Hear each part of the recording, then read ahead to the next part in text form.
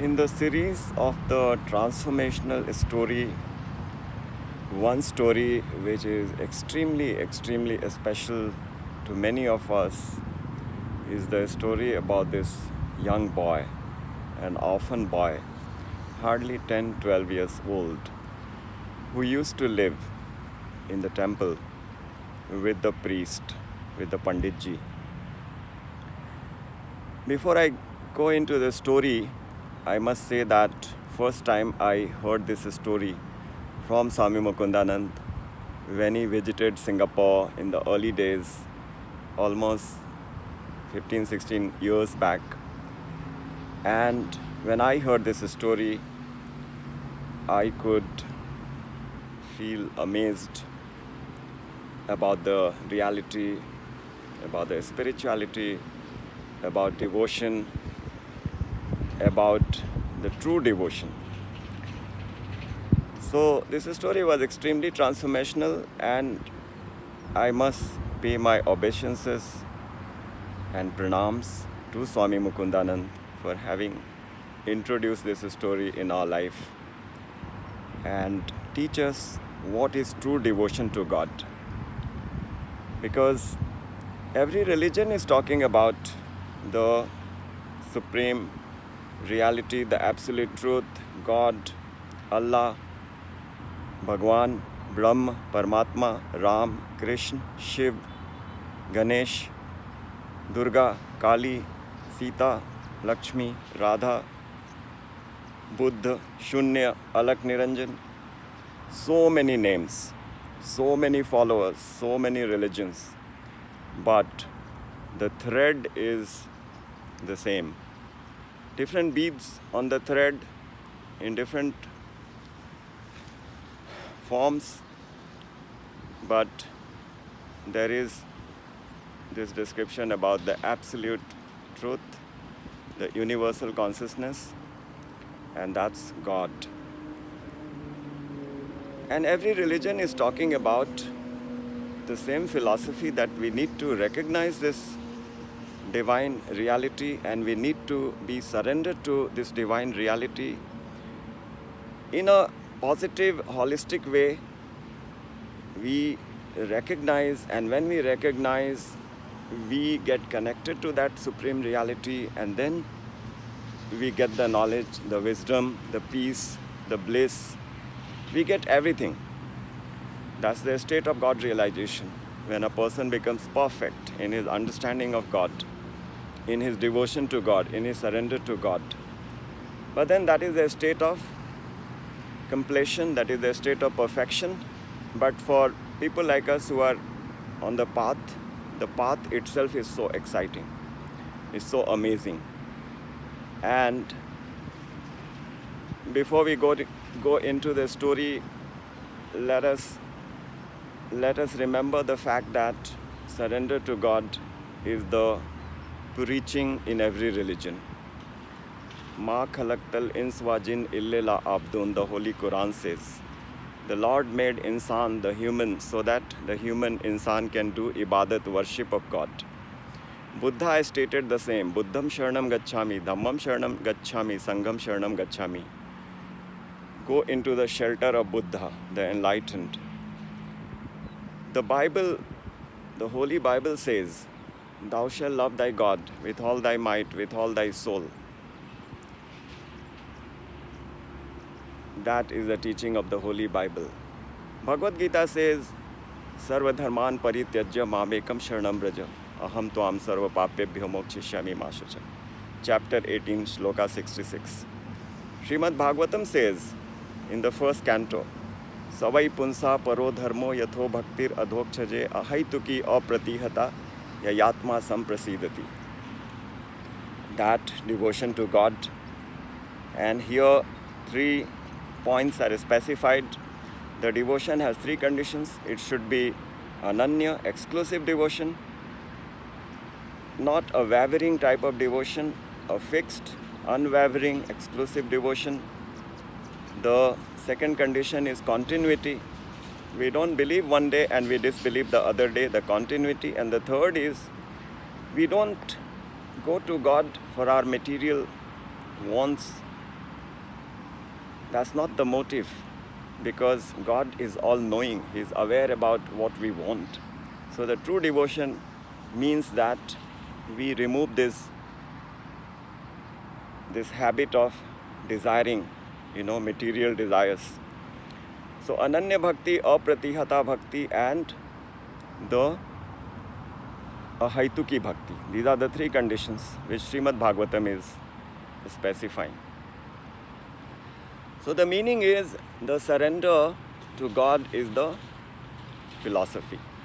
Now let's come to the story. The orphan boy, who is hardly 10-12 years old, used to stay with Panditji, with the priest in this temple. And once Panditji decided to go for a travel, so he told the boy, look, I do the worship every day, like the way I offer the food to the Lord, to the deities. You do the same. I am keeping this ration. So cook the food, first offer to the Lord, pull the curtain, let the Lords have the food. After the bhog, then only you eat the food.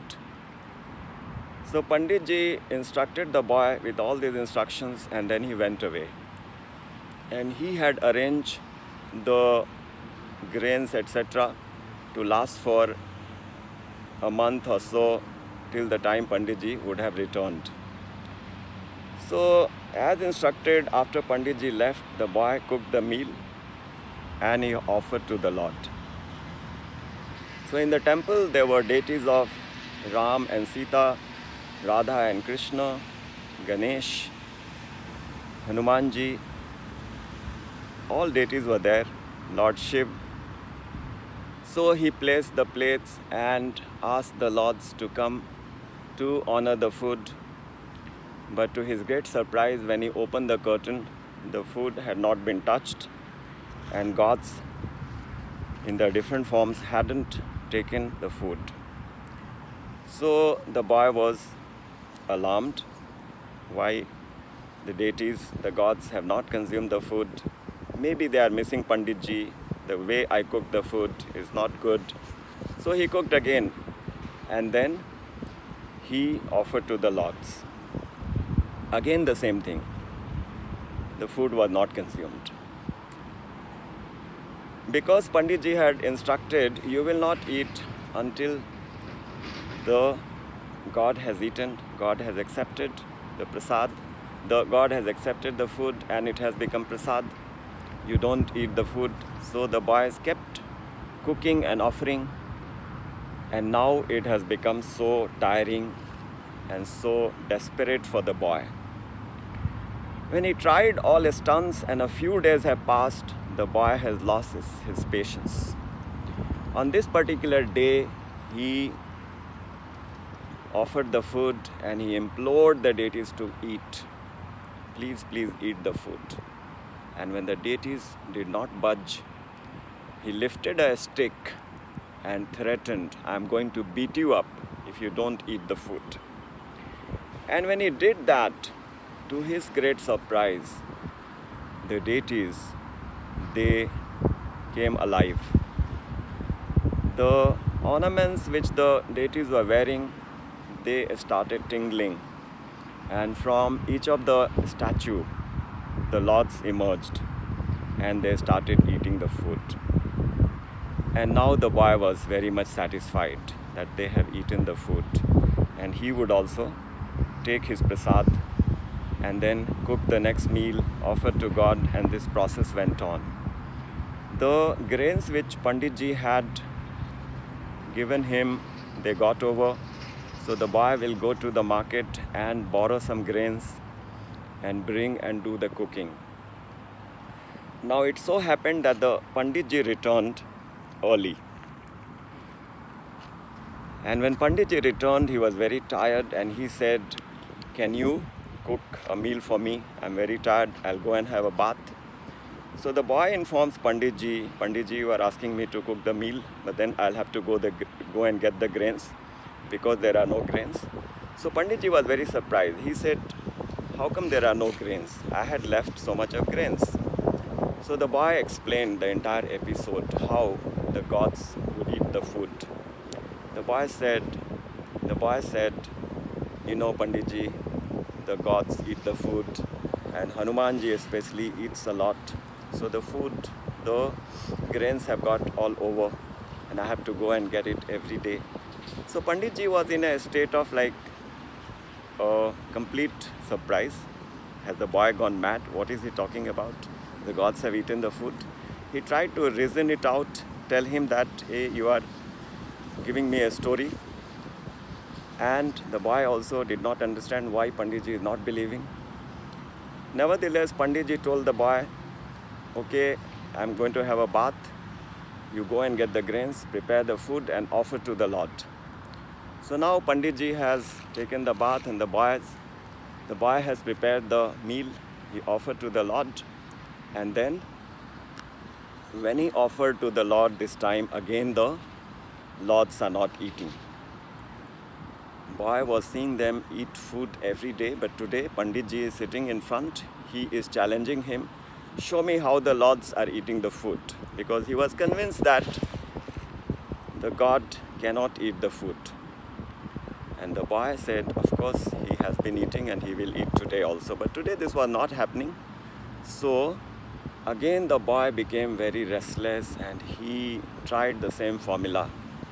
He said, if you don't eat, I'm going to be proven wrong. I'm going to lift this stick and hit you. And when he said that, the food that was there in the plate, Panditji saw it is being consumed by God, by the lords. But Panditji did not see the form of God. The boy could see. Panditji only saw the food items are being lifted and going into the mouth of the Lord. When Panditji saw that, he fainted. And when he got up, he told the boy, you are so fortunate, you are so amazing. With your devotion, you could reach the heart of God. And I have been doing this service for so many years, and I never saw even a small light. Panditji was completely transformed. This story was so amazing that it made me to think that we all say God is omnipotent. That means God has all the power. His power is infinite. God is omniscient. He sees everything. He is all knowledge. He has all the knowledge. And God is all blissful. He is Satchit Anand. He is a reservoir of happiness. That's the definition of God, omnipotent. So when we say God is omnipotent and God has all the power, what is it that God cannot do? The boy had the complete belief that God will definitely eat. And that's what would happen when the faith was complete. Amazing story. It taught many of us a great message about the importance of faith. You know, as they say, Ado Shraddha, Tad Sadhu Sangha, Tad Bhajan Kriya, Tad Anarth Nivriti. There are 7 stages of bhakti, and the first ladder is the faith, Shraddha. Only when we have developed the faith, then we start to understand the importance of God. Then we go into the association of a saint, Sadhu Sangha, and then we do Bhajan Kriya. Then we start the process of devotion. And then the Anarth Nivriti, we start getting rid of all the negativities that we have, Kam, Krodh, Lobh, Mad, Moh, Matsya, Rag, Dvesh, Irsha. And that's how we progress in our path of devotion. Amazing story. I liked it so much. It's a favorite of mine. And I hope you liked it too.